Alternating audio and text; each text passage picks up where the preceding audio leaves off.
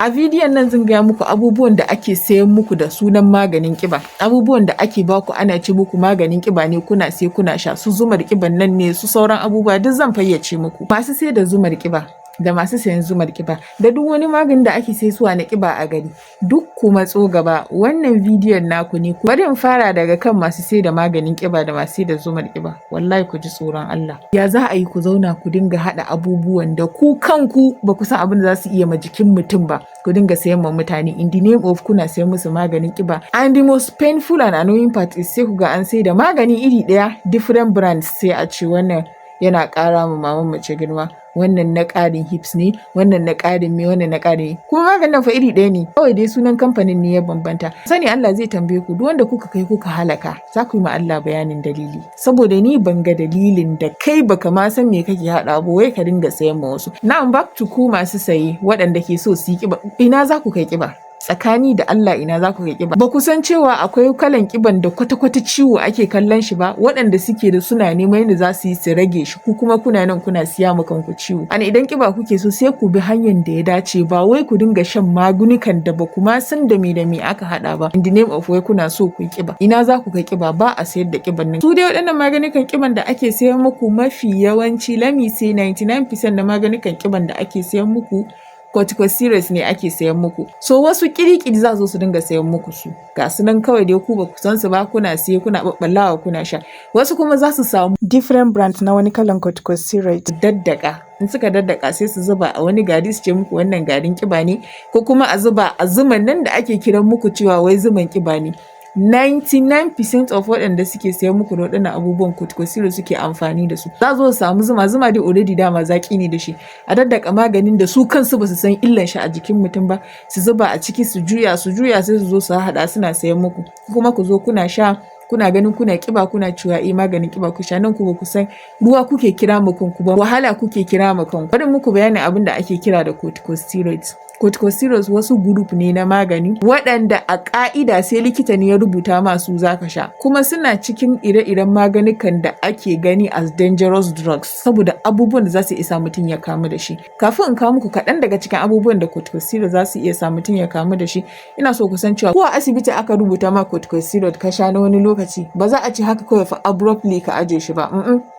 Akwai abin da ake kira tapering, za a fara rage dose din maganin ne, ana ragewa kaɗan har a kai lokacin da za a withdraw maganin gaba ɗaya ka aje shi ka daina sha jikin ka shi kuma ya zo ya ci gaba da kirana shi.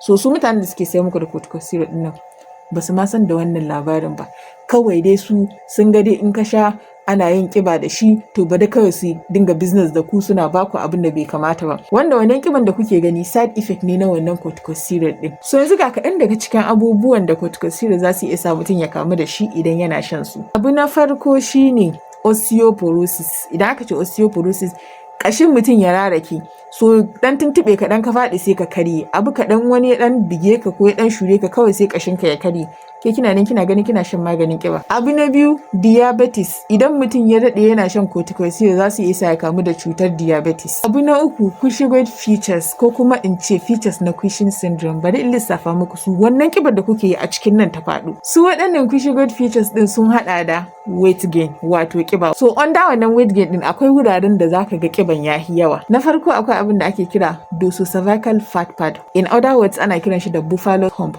Wato zaka samu ƙiba ta nan kai tozo, sai ga mutum ya ƙiba a bayan shi yayi tozo. Na biyu, moon face. Wannan da cikin kalan ƙibobin da mutum zai ne. Fuskar mutum za ta yi round haka, ta yi kaman ta kumbure, kaman ya fufu kumatun shi su yi wani abu fuskar. Da ka gani kai ka san ba ƙiban lafiya ba, da ka gani ka san ƙiban ciwo ne. Na uku, truncal obesity. Sai ku ga trunk ɗin mutum wato jikin mutum ya yi ƙiba, amma da kafafun shi da hannuwan shi ba su yi daidai, kiban su bai daidai da na jikin shi ba. I don't know in kun gane, like kafafu da hannuwa in ka gansu ba za ka zata wanda yake da jikin ne yake da su ba. So another abu da waɗannan corticosteroid din za su iya sawa shine glaucoma. Aka ce glaucoma, idan mutum ya mutu kwata-kwata jijiyan da yake ɗaukan signal daga ido ya kai ma kwakwalwar mutum ya mutu. Kuma shi glaucoma fa in ya kama ka daina gani ko duk duniya ba abin da za a ma a gyara ma idan ka, shi kenan ka zama makaho. in kuma ya fara aka samu aka dan tsaye da shi inda yake, wannan ganin da ka rasa fa ba zai dawo ba. So shi ma glaucoma yana cikin abin da waɗannan maganin da kuke sha na kiba zai iya samun mutum. Abu na gaba cataract shine kamar ake ce mai yanan ido, abu ya fito ma haka cikin ido ka dinga ganin garaya. Ban gama ba fa, ku saurara. Abu na gaba, mutum zai iya kamuwa da cutan depression, wato cutan damuwa. Another thing is, idan mutum yana shan su zai samu immunosuppression, wato immune system din shi, wato sojojin da suke fada da cuta idan shigo jikin shi su rage, su yi ƙasa, su yi weak, yanda jikinka zai zama open. Duk wani cuta da ya zo da ɗan guntun kayan shi ya shiga ya samu guri ya zauna, wanda a ka'idance da a ce jikinka, sojojin jikinka lafiya suke, wannan cutan bai isa ya kwasin maka ciwo ba, amma saboda kana shan corticosteroids sai ka zo ka zama open gade kana. Abu na gaba, cardiovascular diseases, ga su nan barkatai, zaka iya kamuwa da ciwon zuciya kala daban-daban saboda kai kana shan maganin kiba. Ta yanzu ka auna ku ga kiban da zaka yi, is it worth it ka yi kiba with all of these things tied around wannan abin da zai sa maka kiba? Like why?